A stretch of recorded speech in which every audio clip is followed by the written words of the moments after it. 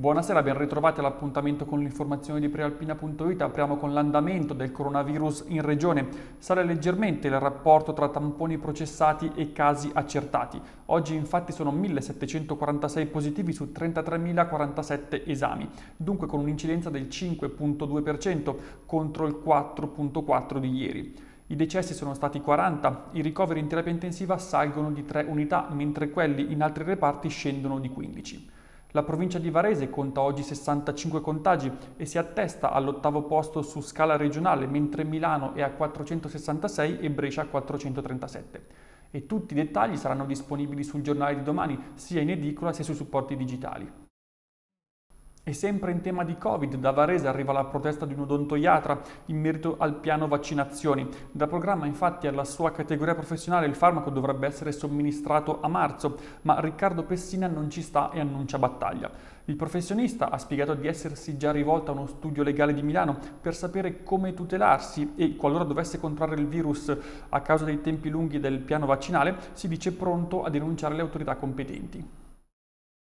Passiamo alla cronaca, sono stati momenti di grande apprensione quelli vissuti nella tarda mattinata di oggi a Castelveccana. Un operaio di 28 anni è rimasto ferito in modo grave dopo essere stato travolto dall'albero che stava tagliando.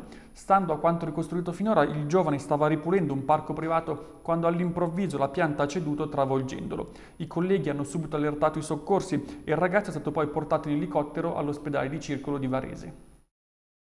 Da un giorno all'altro si è trovato senza l'unico sostegno economico che aveva. È questo il dramma che sta vivendo Leopoldo Fedre, 53enne di Busto Arsizio, a cui è stata tolta una pensione di invalidità di 285 euro. Secondo la commissione, infatti, l'uomo sarebbe in grado di lavorare e dunque il grado di invalidità è sceso dal 75 al 46%. Questo significa di fatto che non ha più diritto all'assegno mensile né all'esenzione del ticket sanitario. Da un giorno all'altro, ha spiegato l'uomo, mi sono ritrovato senza sostegno economico, ma non vedo quasi più e faccio fatica a reggermi in piedi. E tutti i dettagli sulla drammatica vicenda sono disponibili su prealpina.it. Sempre sul nostro sito trova spazio anche l'arresto di un marocchino di 37 anni, fermato lunedì dalla narcotici della questura in possesso di 1 etto di cocaina e di una decina di grammi di hashish. L'uomo, residente nel Medioverbano, confidando nell'allentamento delle restrizioni da Covid, aveva deciso di spostarsi in un altro paese della provincia, portando con sé parte dello stupefacente. Il 37enne però non sapeva di essere controllato dai poliziotti visti i suoi precedenti specifici, è stato quindi fermato e la sua abitazione perquisita. Proprio qui, nascosta in un'intercapedine di una scala interna, sono stati trovati la cocaina in panetti, l'hashish e un bilancino di precisione ed è stato quindi arrestato.